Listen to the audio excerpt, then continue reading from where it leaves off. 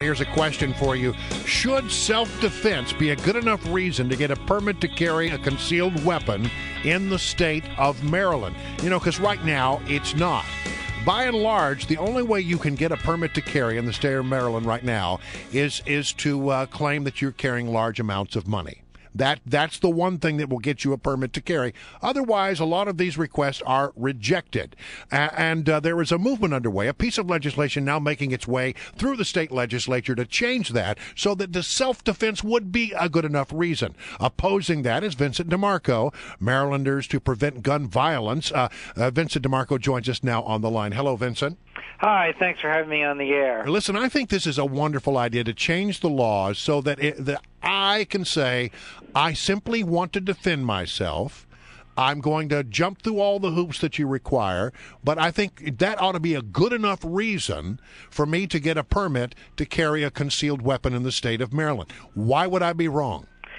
Well, since 1972, under Democratic and Republican governors, Maryland has done a good job of allowing the state police to carefully see who should be allowed to carry a handgun everywhere concealed in our society.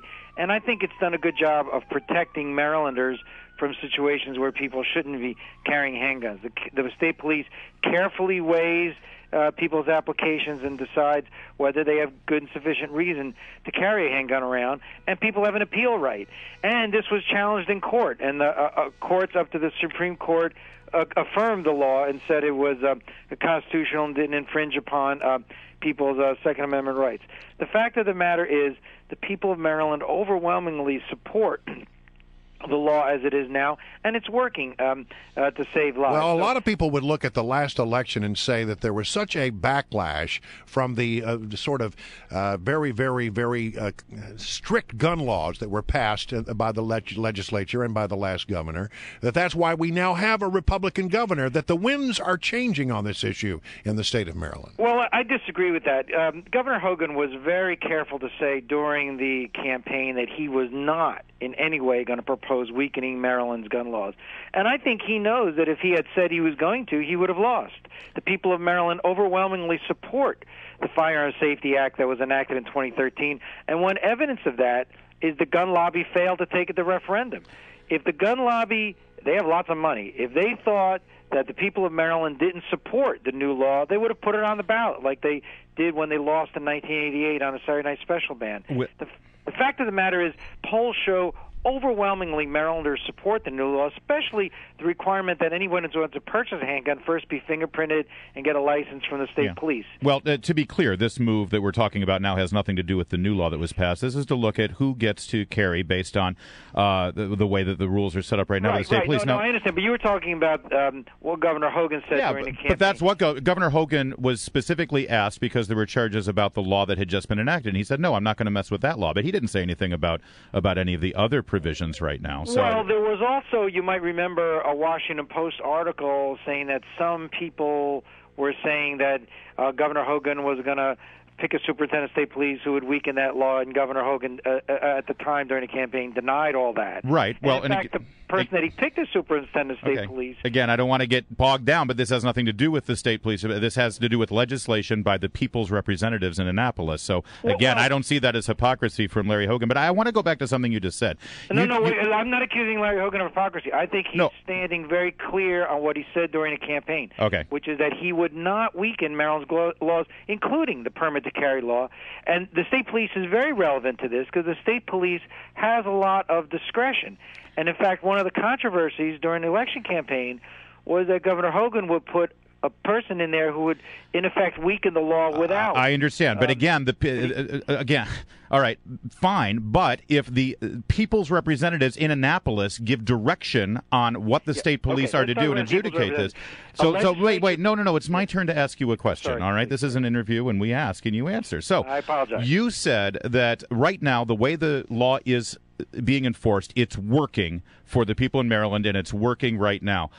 Right now, the law is that if you carry a whole lot of money around, you're going to be able to get a right to carry a lot easier than if you don't carry money around. So my question to you is, why do people who make a lot more money, why are their lives and why is their safety and why is their money more precious and more worthy of defending than poor people or people that don't make as much money. Well, that's not what the law says. The law says that the state police will grant these permits, only grant these permits to people, may grant the permit to someone who proves to the state police that they have a good and substantial reason. But see, a lot of people look. The good and substantial reason has been basically if you carry a lot of money around. Yeah. And a lot of money is relative. You know, there might be somebody who's making minimum wage and they're carrying $100 around. To them, that's a lot of money. And when they're walking down the streets of Baltimore, they'd like to defend themselves too. Why is it only the rich 1%ers who have thousands of dollars in their pocket? Why are they the only ones that get to exercise their rights? I don't think the state police are basing this on people's income. They're basing it on someone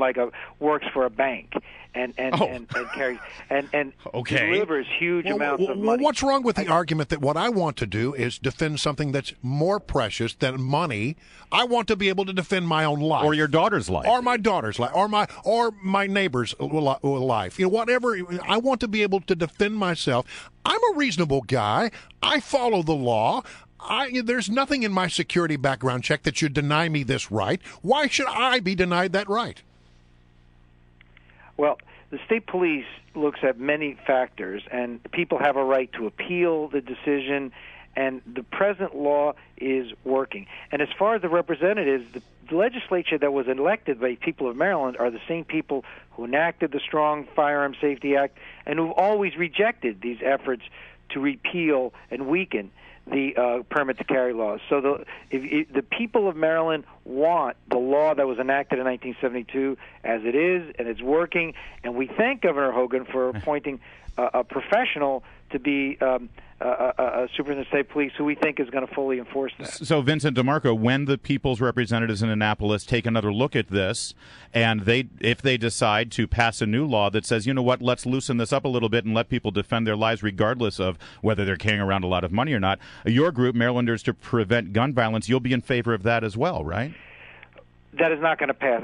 I can assure you that no weakening of the permit to carry law is going to pass in Maryland. Can I ask you something? You just said that right now it's keeping the way it is right now. It's doing a good job of keeping Marylanders safe. That's what you had said. Yeah. So, do you think that things are safe right now on the streets of Baltimore? They're safer than before because there's been a 20% drop in gun deaths in Maryland, thanks to in part to the Firearm Safety Act. Who's carrying the guns right now on the streets of Baltimore? Is it people who are following the laws? Less of them because of the Firearm Safety Act. One of the reasons people carry guns when they shouldn't is because people buy them for them who is a straw purchaser for someone who shouldn't get a gun. All right, but so that happens less now. So there's going to be less people who shouldn't have guns having them in Maryland because of the Firearm Safety Act. So the bad guys who violate the law and carry guns, you know, there's very little that can be done about that until something happens. But the people who follow the rules and want to do things by the book are penalized that they don't have the same right. Nothing in Maryland law infringes on the rights to have a handgun by a person, first of all, the Supreme Court has upheld Maryland's laws not violating Second Amendment rights, and the gun lobby didn't even challenge in court the Firearm Safety Act requiring a fingerprint license before you can purchase a handgun. The fact of the matter is that law is doing a lot to keep guns out of the wrong hands. If I'm driving to work at 2 o'clock in the morning and my gun is locked up in the safe at home, it doesn't do me a lot of good, does it? The fact of the matter is people are safer today because of the Firearm Safety Act and because of the 1972 law, which restricts people from carrying guns into churches and carrying guns into supermarkets, which the people of Maryland don't want. All right. Listen, this is a conversation that's going to continue over at the General Assembly, in fact, in Annapolis. And we loved having you, Vincent DeMarco. He's the president of the Board of Directors of Marylanders to Prevent Gun Violence. Thank you, very Vincent. much.